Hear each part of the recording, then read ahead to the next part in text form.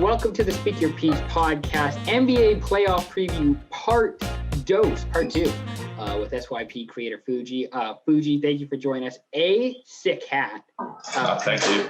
B, how are you doing? I'm doing all right. A little tired. I got vaccinated yesterday, but it's all good. You got the 5G in you. Yeah. Nice. Hoping gives me a better call quality. Well, I was going to say, better connection. Didn't your phone just buzz? So clearly, Yeah, you mentioned it, so I had to buzz. That government's just tracking us all the time now. So we potted on Monday to preview the play-in games and the awards. Now it's Friday night. We're going to be previewing the actual playoffs because now except for one series, we don't know officially because we're recording this in the middle of the Golden State Memphis play-in game for the 8th seed. But we can pretty much get through the rest of the playoffs and preview it and talk about it. What series do you want to start with first? Do you want to go west to east? Do you want to start with one seeds? Where do you want to start, big guy? Let's start in the east. All right. Let's start in the east. You know what? Screw it. We'll start with the Knicks. We'll start with the 4-5 matchup just for you because I know you've been all over the Knicks. We'll start with the New York Knicks and the Atlanta Hawks, all right? So they had equal records this season, 41-31. They were both not very good last year, so they're both making the playoffs after missing the playoffs for numerous seasons. What are you looking forward to the most in this series? I'm definitely looking forward to Julius Randle, Derrick Rose, RJ Barrett. Really like those guys. Want to see how they perform.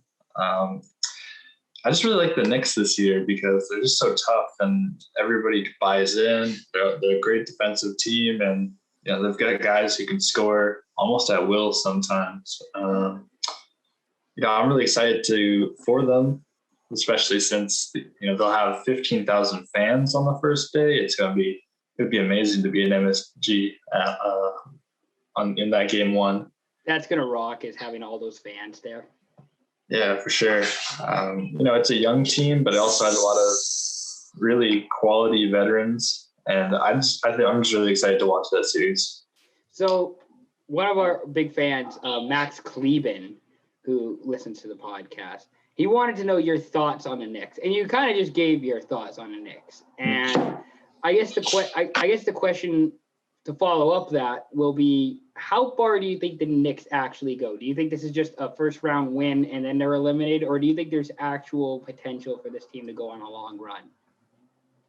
Well, it's kind of hard since the next matchup is going to be the 76ers, who are the 1 seed, but I think that still is quite competitive. There's the Knicks definitely have the ability to knock games off of the Sixers. Because, I like you said, I love the fact that there's playoff basketball back at Madison Square Garden. It's one of the coolest buildings I've ever been to. So glad I got the opportunity to go when I did. And it's just better when, the Knicks are doing well, when basketball at the Mecca is doing well. That's just when life's great. Life's good, as Drake and people say. But the other X factor I have in this is Trae Young, and how he's going to perform, if he's going to have to put up, 30, 35, 40 points a game to keep his team alive, and especially against, like you say, that tough Knicks defense that's going to, just strangle him to death probably. Actually, somebody will probably strangle him because he's just going to be so tough. Who do you have winning this series? I think you already kind of said who you think is going to win, but who do you think will win and in how many games? I think the Knicks would win this series. I would say about 5 or 6 games. You got to give credit to the Hawks though, because they're still quite like a good team. It's not like there's definitely injuries on the side of the Heat, the Celtics, the Wizards. They probably could have been higher seeds, but the Hawks definitely earned their spot this year. They had such a balanced scoring roster, and they had a good amount of depth. And at the start of the year, when they took off at the start, it caught people by surprise. people were like, yo, these guys are actually the real deal. They're not just going to be, fighting for a play-in this year. But they still have, solid veterans, players, and a lot of really solid young guys as well. The good three-point shooting team, good perimeter defense team. They have Clint Capella down low. It's a great shot blocker. I think the key for them is to still have that balanced scoring. I think they do have over a big spread more scorers than the Knicks, but I think Trae Young definitely. I don't think he can be trying to go for 35 points a night. If it happens, it happens. But I think he really needs to be a distributor. I was a year early on the Hawks. I think I said last year they could be a dark horse team to make the playoffs because they have some of the same. I mean, they have a couple new additions, but they have for the most part the same core with Trae Young, John Collins. They added Capella last year. They added a few pieces. Kevin Herter's one of my favorites just because he's a white guy who he is ginger too, isn't he? And he's just killing it in the NBA. So that's cool. I got the Knicks winning in 7. I think it'll be a really back and forth type series. I think it'll be physical. I think it'll be tough. I think both teams will just probably abuse each other for 7 games, just back and forth and tough. And there's going to be no stone left unturned by the time the series is over. So that's what I'm there's actually like low key has the chance to be one of the best series in the playoffs, the Knicks Hawks, I think in the first round. That's how excited I am for this series. And I don't have a rooting interest in either one of these teams. I just think it's going to be competitive and really fun. Let's go to the 3-6 matchup in the East. Yeah. Let's go to Milwaukee and Miami. Another really fun series. What are your thoughts on the Bucks Heat round 1? I think both of these teams definitely have potential to make it out of the East. You saw last year the Heat made it out of the East, and the Bucks this year have gotten better in a way. They've picked up extra. They have the same core as last year, but some of the younger guys like DiVincenzo have improved over the year. Drew Holiday is healthy, so he'll be playing. He'll be out there playing very well. Milwaukee's a great defensive team, and that's kind of how they're going to win. I think mostly through defense and then just being consistent on offense. My issue with Milwaukee though is that if Giannis is kind of slowed down or not doing so well, I don't feel like anybody else kind of takes it to the next level, I guess. Like you don't see Chris Middleton putting up 40 that often, or Drew Holiday trying to get 35 plus. Giannis isn't doing well. Definitely, I think just supporting guys on that team need to step up a bit more. Chris Middleton needs to kind of be a bigger threat than he is. As for Miami, I think Miami just needs to kind of have consistency. They have a lot of great shooters, but they've definitely been streaky throughout times of the year, which has definitely hurt their record. As for defense, like they have great individual defenders. They have Jimmy Butler, Trevor Ariza, Bam Adebayo, Defensive Player of the Year finalist. They're a very balanced team, and they have a lot of guys who can just score whenever they want, like Dragic, Butler. They've got shooters, Duncan Robinson, Tyler Hero. These guys can all just score. Everybody can get hot on this team, even, Kendrick Nunn. They've got really good stopping ability on the defensive end. I just think they need to be really consistent, locked in. I think everybody needs to be on the Jimmy Butler workout routine before the series. It's going to be – I think this is probably my pick for the most fun series to watch. See, I don't know if the Miami Heat came up to Squamish and then all hike the Chief before their series like Jimmy Butler did. That's like one of like the 3-4 biggest Jimmy Butler moments I know is the fact that he climbed the Chief. So that's cool. You see, going back to last year, this is why I'm a little bit tempted to take the Heat in an upset. This is why I'm kind of leaning towards them. It's just because they slowed down Giannis last year. And in the bubble, obviously the circumstances aren't the same as they are now. But they slowed him down. They shot well enough They were actually like one of the best shooting teams last year with Butler, Tyler Hero, Nunn, Robinson, all those guys. I don't know if it happens again, considering where each team is now and how much Milwaukee has gotten better with the addition of Drew Holiday. Miami seems to have regressed from last year. It's a bit of a hangover from making it to the finals. I'm very excited to see how, and plus the other X factor I should say is the Eric Spoelstra kind of play in all this. He's arguably the best coach in the postseason. If maybe Golden State doesn't get out of their play-in game again as we're recording this, but Spoelstra knows the playoffs so well. He's beaten teams in a variety of ways with a variety of players. That's something I would keep an eye out on in this series as well. Who are you taking to win, Milwaukee or Miami? My pick in this one is Miami.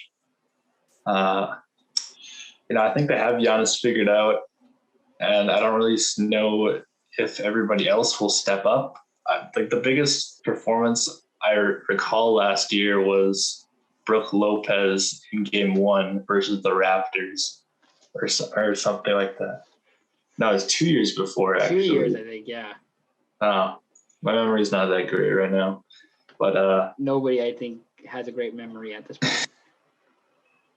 I just don't think Brook Lopez is going to put up big numbers. I just don't believe in Chris Middleton. I feel like he probably does get better each year, but I just don't feel like he ever takes that step up ever since he made the All-Star team once. And I don't really know how much Drew Holiday does, because I think most of his work is definitely on the defensive end. I definitely think the Heat, if they get hot, with the addition of guys like Ariza and Dwayne Dedman, I think they're a lot more solid on defense than they were earlier this year, even probably better last year. I'm taking them over the Bucks.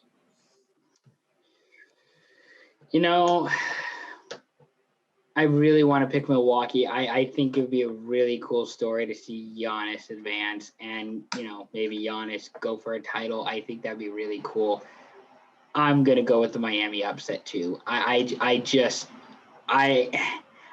the Miami storyline is better. I think the Heat, who are a 6th seed, are back if they beat Milwaukee, depending on how much energy they, use up in the first round series. But you got a bunch of different pieces, a bunch of different storylines with the Miami, upset over Milwaukee that I think just purely I want to see more than Giannis or the Bucks or Drew Holiday or Budenholzer, any of those guys. That's why I'm going to take the Heat to win in round 1. I'm going to say it's in 6 games. I'll say 6 games for Miami over Milwaukee. Yeah, I'm picking Miami in 6 games to beat Milwaukee. 6 games, 7 games for you with Miami? I'm going 7. 7? Okay. I don't think the Heat are going to be on point every single game, but you never know. The Heat might pick it up as the series goes on, is what I'm hearing from you. Yeah. All right. Let's go to the 2-7 matchup in the East, where you have the number 2 seed Brooklyn Nets, not the Boston Celtics. They're the 7th seed. Celtics are 7th seed. Nets are 2nd seed. 12-game difference in wins. Brooklyn had 48 wins this season. Boston had 36. Is there a pathway for Boston to upset Brooklyn in the first round? Some games they've definitely looked like a top 3, top 4 team in the East. Some games, very few this year, but without Jaylen Brown this postseason, just being a bit shorter in your rotation, losing your second best guy, I don't really see it happening. I don't see them getting many wins or any wins at all, really. The Nets are coming in healthy. The Celtics are kind of struggling to figure it out without Jaylen Brown, and Kemba hasn't really played that role of cardiac Kemba this year, or even last year. So I don't think they'll be able to put it together. I think the only thing I see happening is if Brad Stevens can somehow outcoach Steve Nash and somehow puts the pieces or a system together to beat Brooklyn. Talent-wise, I don't know. I think the three best players in this series are on Brooklyn. There's just I don't see the path for the Celtics to upset Brooklyn in the first round. It's probably I'm gonna go Brooklyn in 4. I just don't see how it happens. I really would like to see the Celtics try and make the series competitive, but this is probably gonna be one of those blowouts for 4 games, and it's not gonna be close at all. Yeah, I'm gonna say probably 4 games as well. I could see maybe the Celtics getting a win if the Nets side, we're going to win the series either way. We'll just rest some guys throughout the series. Mm-hmm. Maybe they catch them a game where they rest like 1 or 2 players and Boston comes out, Jason Tatum for another 50. But definitely Nets probably sweep this series. We can talk about the next series here pretty quickly. Philadelphia, Washington. Mm-hmm. Washington, 8th seed. They lost to Boston in the first game, but they beat Indiana in the second play-in game to get the 8th spot against Philadelphia. Where I guess the question, there's 2 questions, I guess. Westbrook, he averages 35 points this series. Mm-hmm. And okay, cool. And then second, Philadelphia wins in 4 or 5. Anything more is concerning, I would think.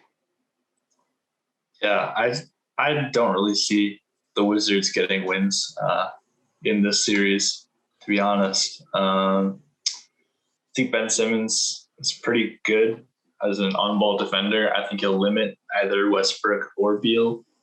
They also have Embiid down low, definitely. Kind of a, in some people's eyes, kind of a snub from the Defensive Player of the Year running, mainly due to injuries. But I just think that the 76ers have such a better supporting cast, and they're a lot deeper. I just don't really see the Wizards competing outside of, Westbrook and Beal, maybe absolutely dominating, but the 76ers are also such a great defensive team that I think it's very hard for them. And I'm not sure how healthy Bradley Beal is. He wasn't healthy in the Boston game, rested a little bit. He looked better against the Pacers, but just in the playoffs, it's going to be a lot more intense. He's going to have to play more minutes. I just don't see Bradley Beal producing enough. I definitely think it's Sixers in 4. I'm going to say Sixers in 5. And you forgot about Thibault shutting down Rui Hachimura. That's going to be a critical matchup in this series. No, critical. But I'm critical. I'm just going to say that the Sixers win in 5 because the Wizards will take 1 game. I think either Beal or Westbrook or both, they just go off 1 game. And maybe it's the first game because we've seen that recently where Orlando's, shocked Toronto and Milwaukee in the first game of the playoffs, and then the top seed has a bit of an overreaction and overcorrection. But I'm going to say Washington takes 1 game, but the 76ers take it in 5. Joel Embiid likes his beef. We know he has a little bit of history of altercations with Westbrook. I think he'll be out the gate running. Is that the matchup you try if you're either Philly or Washington? Do you want the Westbrook Embiid, because Embiid plays so much at the perimeter anyways, you might as well just have him guard Westbrook the entire series.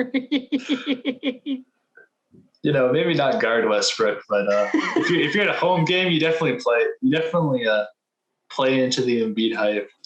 That must be really fun. If you're in a crowd, Philadelphia home game, Embiid's all hyped up. He's doing little dances, little shimmies. You know what he's going to do, actually, just to hype him up even more? You know how they ring the bell at the 76ers before the 76ers game? They're going to make Embiid ring the bell before his own game, and, like, that's going to hype him up even more, and then he's going to play instead of, a celebrity or Meek Mill or not that Meek Mill. Like those type of people. It's actually just going to be Embiid, and he's going to ring the bell to get the season going or get the series going. Any other thoughts on the Eastern Conference? We'll do our finals prediction later on here, but any other thoughts or hot takes in the Eastern Conference? Is it wide open, do you think, the East? I don't know about wide open. I think it's definitely competitive. Like, definitely in the second round, I don't think you'll see sweeps, really. I definitely think 76ers and Knicks is going to be really fun. That's going to be really physical.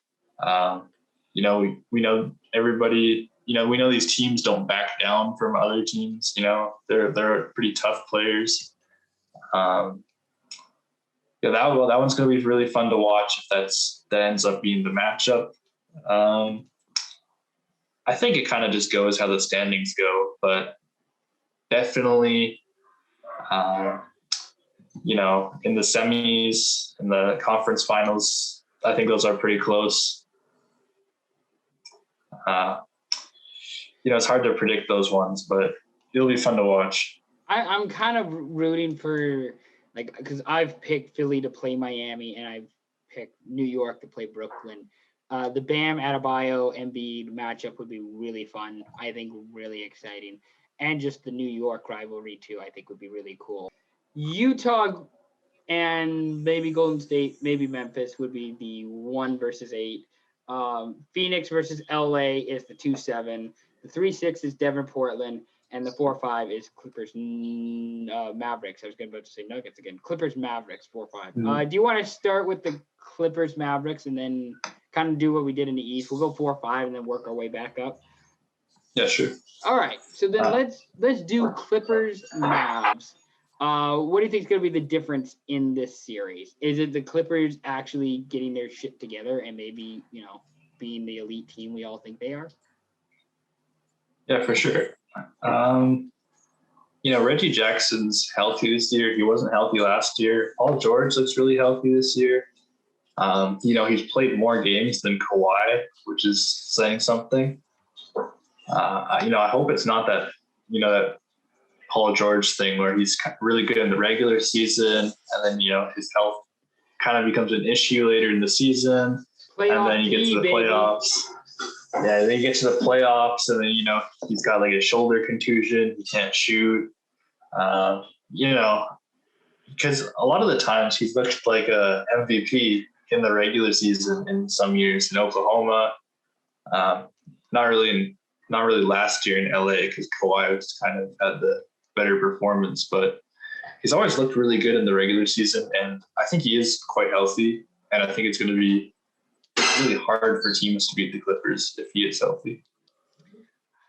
I think the Mavs are a really exciting team with Luka, even though they don't have the same bench that the Clippers do. I still think Luka. We mentioned Jalen Brunson as a 6-man candidate on the last show, so Jalen Brunson might be able to do something. Chris Stapps too. It's been a weird thing with Chris Stapps in New York, Chris Stapps in Dallas. That whole thing.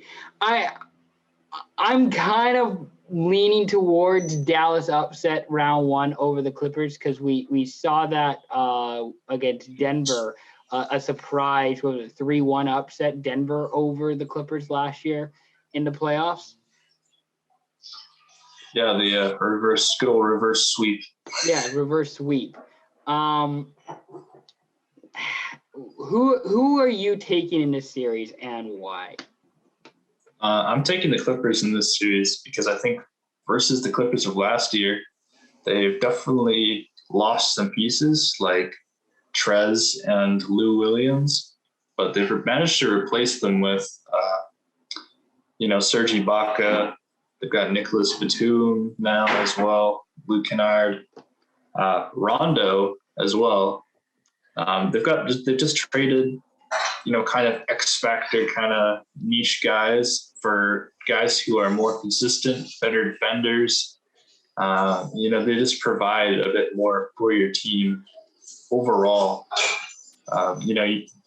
I really like Trez, but I think it was an issue for him in playoffs because he couldn't guard the positions he was required to guard, and he wasn't necessarily as effective because teams kind of owned in on him. And it was hard because Paul George wasn't shooting consistently, Lou Williams wasn't shooting consistently, and then outside of that, they didn't have very good shooters or coaching around Paul George. I'm going to say Mavs in 7. This is a bit of a pick with the heart and not really with the head, which is never what you should be doing. You should never be making picks with your heart. But I'm going to go with the Mavs. And I'm going to say the Mavs win because I think Luka has a really good series. I think Kristaps has a really good series. JJ Redick, who is, I believe, recently acquired at the deadline by Dallas. I'm excited to see how he does, if he's got another postseason run in him. The other thing that people are kind of mentioning but aren't mentioning is the Kawhi factor with him. He's a free agent after the year. He just signed a 2-year option. If it doesn't, if this isn't the year, then when will it be with the Clippers? So that's kind of why I'm going to go with the Mavericks. I'm going to root for my boy Mark Cuban, and I'm gonna take the Mavs to upset the Clippers in round 1. So that's my round 1 upset in the West, one of them, anyways. Let's go to the 3-6 matchup. Denver, Portland. Denver was 47-25. Portland was 42-30. What are you looking forward to the most in this series? I'm looking forward to performances by some of the bigger players in the series, like Jokic, Dame, CJ, Michael Porter Jr. It's kind of unfortunate, though, that the Nuggets won't have Jamal Murray in this series, and they did fine in the regular season without him. They were able to, slot Campazzo up, and they also signed Austin Rivers, who, he hasn't really gelled with the team, but he's still like a very good bench player. He could be a decent starter on other teams. But they've managed to fill the gaps, but it's kind of in the back of my mind, that they could definitely be so much better with Jamal Murray. The thing I'm wondering, or I'm curious about entering this series, if Portland loses in the first round, do they look at maybe splitting up Dame and CJ? That's what I'm wondering. I don't know if they would go for that. I know a lot of people are kind of like, oh, Dame needs to get out of there, or they need to rebuild. They're never like getting over the hump. But I just think that Dame and CJ kind of mean a lot to the Portland franchise and its fans. And I think you kind of try and ride it out this year. You definitely ride it out this year, maybe probably next year as well. I think this duo definitely could work for sure. I just think that they haven't always had the right guys, or they've had injuries some years where they were really good. They've been to the Western Conference Finals. They've kind of been on the brink of it. They've just had injuries, and since then they haven't really found consistency success. I was gonna say they were eliminated by the Lakers in round 1 last year after going undefeated in the bubble. Like, they won all of their 9 play-in games for the bubble, and then they lost to the Lakers in the first round. Lakers went on to go win a championship. They got swept by Golden State in the Western Conference Finals 2 years ago. That was just Golden State, just being Golden State, the Warriors dynasty, where they still had Durant, not totally healthy and Clay and Curry and all that, but that team in Golden State was far superior to the one in Portland. I'm curious to see if Portland decides to make any, irrational decision after losing in the first round to Denver, where they are the lower seed. And this is a weird year. It's such a weird year. I would hate to make, I would hate to make big changes like that after the season that you just had and all that you went through. Yeah. I think if Portland wins the series, it'll be from out shooting Denver. I think Portland has the better shooters in this series, and that's going to be the difference in this series. I actually like Denver more as a team to, win with size, win with the big men. A couple of their smaller guys are out with injury, but I kind of like the idea of having your bigger guys dominate this series. We'll see about that. Who do you have winning and why? My pick for this series is going to be Portland. This is the upset that I'm feeling in the West. I just think that the Nuggets without Jamal Murray, they're a bit shorthanded. Will Barton, I'm not sure if he's fully healthy either. Mm-hmm. So I'm not sure how well he'll do in the playoffs with, consistent games, kind of every day practically. I'm just not sure how they'll fare, especially once, a team is kind of locking on to core key players, or Terry Stotts has figured out, how they want to play them exactly, or find a way to play them well. I just think the Blazers have so many scoring options, and I also think that they will probably out-rebound the Nuggets, which is kind of rare for Portland to be out-rebounding a team. But I think Enes Kanter definitely could do work. Yusuf Nurkic, we've seen him have 20-20 games. I just think that they have so much shooting. I think they're a more athletic team. I think they'll play faster paced, and I just think that they have decent individual defenders. They haven't been like an amazing defensive team. They haven't always been a great rebounding team overall, but I think they have some great rebounders that'll step up in the playoffs. And I just think that, they just have a very, very strong offense, and that they will win out just outpace the Nuggets. It's funny. I have it circled on my notes. Don't sleep on Enes Kanter. He averaged 11 and 11 this season with Portland. I'm going to go with my boy Jokic. I'm going to say Denver wins in 6. But I think Portland has the better pieces. Like you say, the better team within the team. Denver, again, isn't 100% healthy. That's why I was kind of saying they could play to their strength, use the big men, go with the taller guys. But the one thing I wanted to ask you, question from Tage Deguchi, friend of the pod. What's your take on Bull not getting any minutes? He asked this on Monday. What are your thoughts on Bull not getting any playing time? I think it's just kind of hard to fit him in. He's definitely a niche player. He's a 7'3" guy who wants to play and operate like a point guard. But the big issue is that he can't do this against other guards. He likely can't do it against decent defenders, even who are even like, 6'7", 6'6", like that's kind of size either. It's kind of this weird thing where now you'll have to have him play against like a center or like a big that is slow, and you'll have to bring him to the perimeter. Like you have to have really quality matchups for him, I think. I don't think that he would handle being double teamed very well.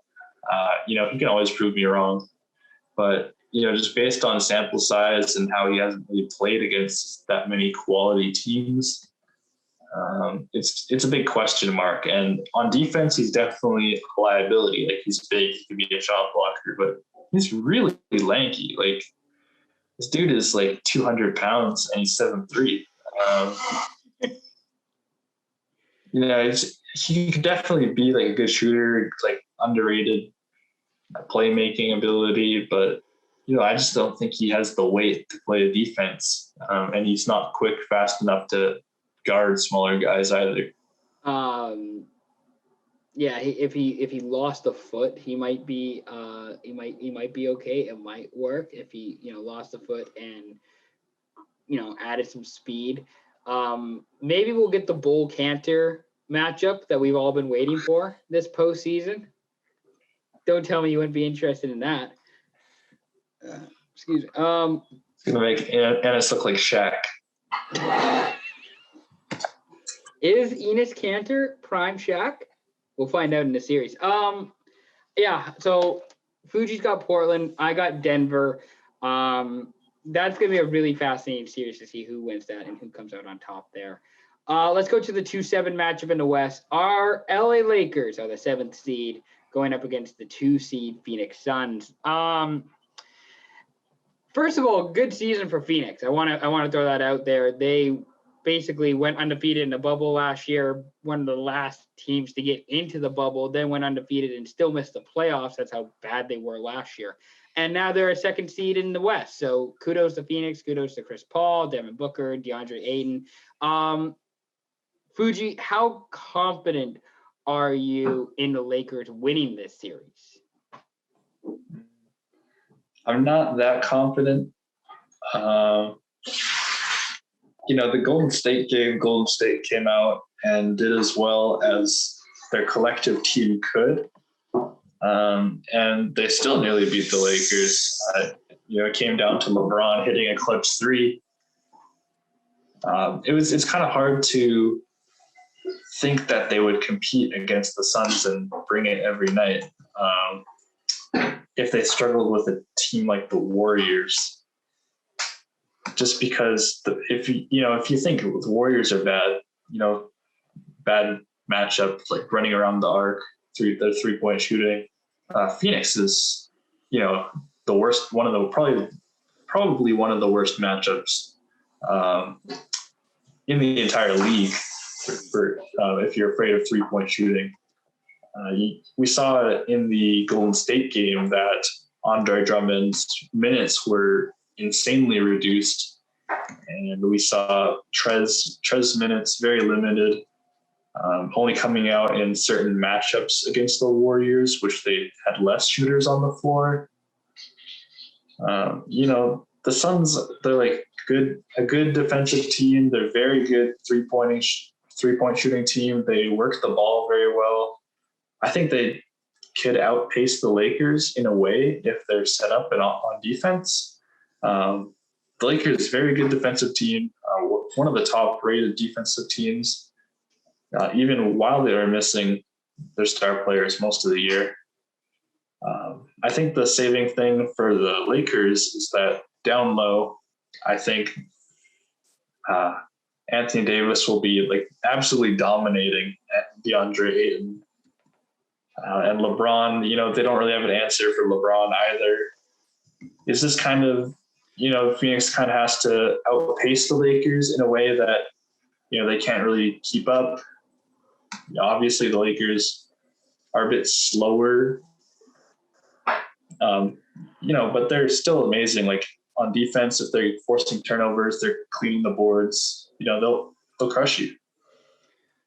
That was the next thing I was going to ask you. It's just going to have to. I mean, it's always a LeBron AD series. Like when the Lakers are in the playoffs, it seems like it's always reliant on them. But is it going to be like Cleveland 2018 bad for LeBron, where he's going to have to contribute 90% of the team's points, or assist or touch the ball on 90% of the team's scoring positions? I kind of think that it might kind of be like that. When I was watching some more of the recent Laker games where LeBron came back, whenever LeBron was off the floor, it kind of felt like on offense, they were trying to run a couple sets And if the sets aren't really working, then you just throw it to AD and clear out.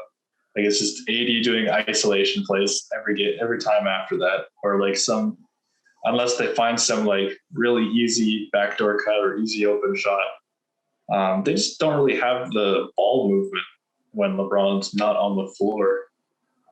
They just don't really have a really solid point guard passer. Schroeder kind of definitely operates more like a two guard. I've seen like Alex Caruso play point guard a lot. Big fan of that, by the way, but it's just not exactly the ideal route. I have players to watch in the series. Ayton for Phoenix, how the Lakers attack him, if they decide to attack him. If that's, like you say, the AD to Ayton in the paint, let AD go to work. The other player to watch is Caruso and what kind of production he gives the Lakers, especially if LeBron and AD aren't 100%. They've been relying, it seems like, on Caruso quite a bit this year. I actually think he is like a talented player. I know there's the memes and the joke about him, but I do think he is actually a talented player. Is he going to be a guy that can, steal a game possibly for the Lakers if Caruso can give him 20, 25 extra points? Like, not saying it will happen. It very rarely does, but maybe, Caruso or maybe even THT. Maybe he comes alive and has a good series as well. We shall see. Who do you have winning this series? I'm kind of on the edge about this one. It's kind of weird going into it that the Lakers are kind of the favorites over the Suns, especially since the Suns had such a good year. I really want to say the Suns on this one. I just think people discredit them a lot. I think they're really, really overall they've been probably the best team in the regular season in the West. But, just kind of some off nights, shooters shoot, and sometimes you're cold. Some guys, had to rest, had small injuries. I just think it's really hard for the Lakers to contain Devin Booker and Chris Paul. They're not super stacked defensively at the guard position. And the Suns have a good supporting cast as well. I am going to roll with the Lakers in 5 games. I think here's the thing. The Lakers can't be screwing around any extra time with the Phoenix Suns, and they don't have to. I think the Lakers want to get it over pretty quick. I think defensively they'll be able to shut down Ayton and Paul. I don't know about Paul. Ayton and Booker maybe. Paul is going to be really tough to defend because Paul will find ways to make you pay. But I think that's going to be really fun to watch anyways, to see how the Lakers decide to shut down Chris Paul and how they go about doing that. But I'm going to take the Lakers in 7 games, or in 5 games. I have the Lakers winning in 5 games, and LeBron, AD have really good games. I think Trez and Drummond are going to be really interesting to see what their roles are. But Lakers in 5, give it to me, baby. Inject that in my veins. That was cool. I'm not going to edit that out. Do you want to talk about the 1 seed versus the 8 in the West quickly? I guess Utah's the number 1 seed. Memphis and Golden State, again, they're playing as we record this on Friday night. Memphis is actually leading 77-71. Do Memphis or Golden State have a chance against Utah, or is Utah winning that series regardless? I think it kind of depends on if Donovan Mitchell is going to be healthy coming into this game. Okay. We might see him come back too early, and maybe he might not look like himself. We might see him, just be a bit rusty coming out, or maybe we might even not see him at all for a game or two, or maybe because he is working on that comeback. They're saying he is trying to join in on practices and such, but I just think that they're really consistent. They're similar to Phoenix, where they have very consistent shooters. I think Utah definitely has the better scoring options overall. Overall, their team scores. They have players that can score a lot of points, and I think they just are better defensively than Phoenix. With Rudy Gobert, who is likely going to be the defensive player of the year. He's having his best defensive season yet so far in his career. But I think there's definitely a chance to take a game off of them if Donovan Mitchell isn't very healthy or isn't there. I've been a big fan of Utah. I love Donovan Mitchell, Spider Mitchell. I think I still have his jersey here somewhere. This is Utah. Here's the thing. I think this is Utah's series to lose. I would be concerned if I'd have to play Steph, because if Steph wins tonight and he, is playing Utah, he has done really well against Utah in his career. He's on a heater right now. He's on a hot streak, and I would hate to go up against Steph on a heater because there's not a lot of good ways to contain that. But if Utah plays Memphis, I think Utah win. I'll give Utah 5. I'll give Memphis an extra game because I think Ja Morant's that good. He can take a game.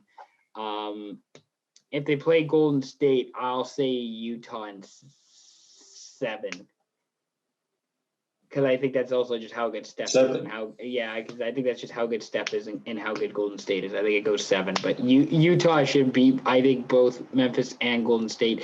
Golden State, I think, is a much tougher matchup than Memphis is, just because of the talent on Golden State. But who do you have winning? Does Memphis or Golden State have a shot in this series against Utah?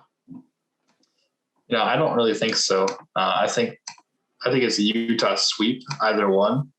I think Donovan Mitchell will be healthy coming back into it. They just have such good three-point shooting, team defense, and balanced scoring between all their starters and guys off the bench.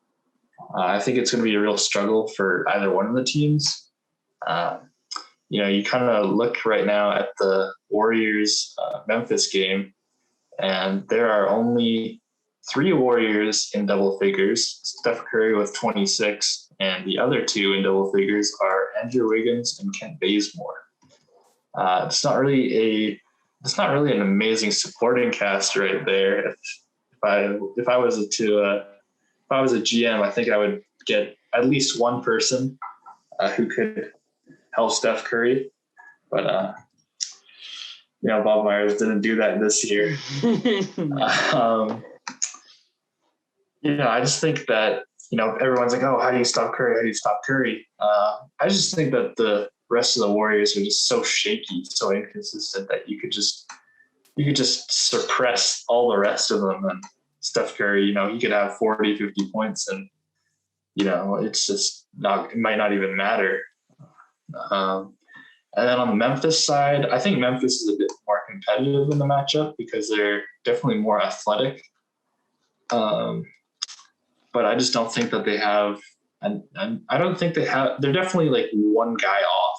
They need one guy who could really score a lot of points if they want to make this work. I just don't really think they have that guy. I don't really think Dylan Brooks is really an insane scoring machine if he's left a bit open. Jaren Jackson, he hasn't played a ton of games this year, but he's been good. I just don't think he's really going to have games where he's like dominating. They're definitely going to go at Ja, and Ja hasn't seen the playoffs before.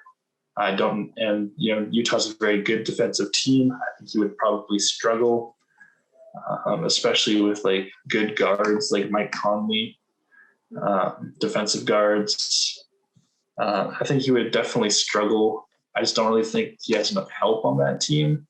Not enough scoring threats on the Memphis side. Not good enough defense. I just think Utah just outclasses both of those teams very heavily.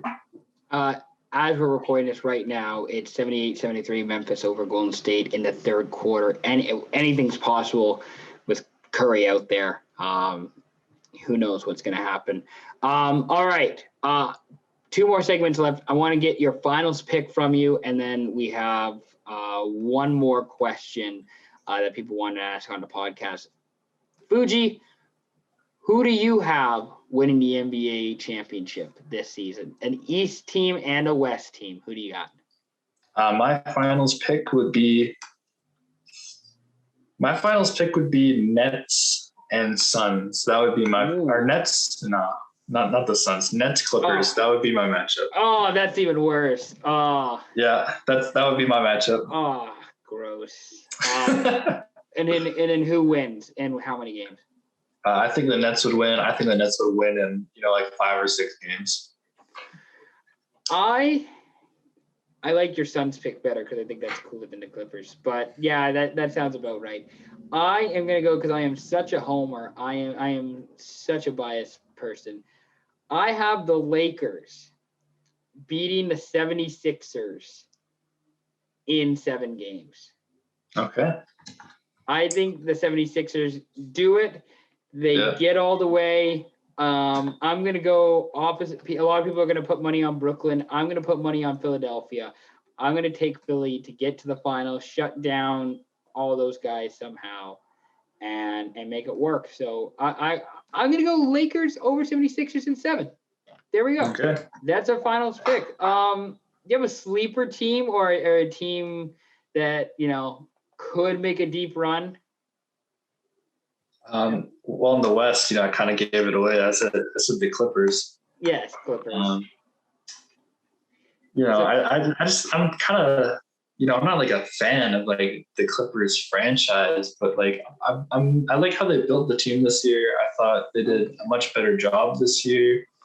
I think they're much more consistent. I think they would have even been a higher seed. I think they should have been competing for that 2 and 1 spot. I just think that, injuries to Kawhi, just trading guys, some inconsistencies, with Lou Williams being inconsistent, and they wanted to play him, have him with that like 6th man of the year kind of idea, but he just wasn't consistent this year, couldn't figure it out. I think this really could be like the best team in the West come playoff time. I definitely think everybody healthy on that team. Paul George very healthy. We haven't really seen that for a long time. I definitely think they could be a contender. I know they're first team, but Utah's a team I'm going to throw out there as they could make a deep run. I think they're well balanced, well coached. I think I know I picked Miami. I know they're a 6 seed as well, but Miami, if they start gelling and they start getting it right, and if they go on a heater, Miami could also be a team I think you should look out for as a possible threat from the back of the pack. Final question on the NBA preview pod comes from Tanner, who asked a couple questions on the Monday recording on the Tuesday show. Biggest surprise of the season for you? Just overall player or a team, or just biggest surprise for you this season?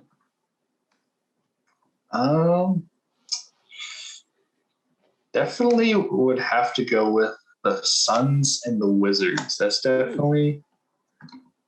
are definitely my picks. I would say like the Suns, I didn't know that they would, they picked up some consistent guys, and all the young guys got better. Chris Paul, Jay Crowder being really good veterans, guys that the young guys could, look to, have a ton of playoff experience, veteran leadership. They really helped this team get better. They were already, on the verge of getting better with Monty Williams. But they just took a huge leap in the regular season that we haven't seen in a long time from this franchise. It was a bit surprising to see them all the way up there. The Wizards to me were a surprise because I really didn't think that John Wall, Russell Westbrook was a deal that was being looked at really until John Wall announced that he wanted a trade, and Houston was like, okay, well, we'll just flip our point guard for John Wall, because Westbrook wasn't healthy at the end of last year. The playoffs, he was recovering a bit. He's like about 80%, and then earlier this year, at the start of the year, he was not very healthy. James Harden was unhappy in Houston. It looked like they wouldn't do amazingly well unless Westbrook got healthy. They decided to bite the bullet, ship Westbrook off, and then he recovered. He's very healthy, and he led the Wizards alongside Bradley Beal to the playoffs. Because really at the start of the year, I thought we would see, the return of John Wall. The Wizards would try and make a comeback. But it's just a very different storyline than what I thought at the start of the year. I'm gonna go with the Knicks. I'm gonna say the Knicks are the biggest surprise of the season. Because I honestly didn't see them as being a playoff team, much less a fourth seed, with home court advantage in the first round. Yeah. I hope, I really, really, really hope, I can't say this enough, that this is not just a one-year blip. I really, really hope this is the start of something great, something exciting, something big with the Knicks. I don't know if it is. I'm a little skeptical with Dolan at the helm, but I'm going to say the Knicks are the biggest surprise this season. They're one of the coolest stories. Julius Randle's one of the coolest stories. RJ Barrett, Canadian, one of the coolest stories, and that's why they're my biggest surprise of the season. Before we head out, Fuji, any other hot takes, thoughts, predictions before we call it a night? No, I think we've kind of been through all our playoff hot takes.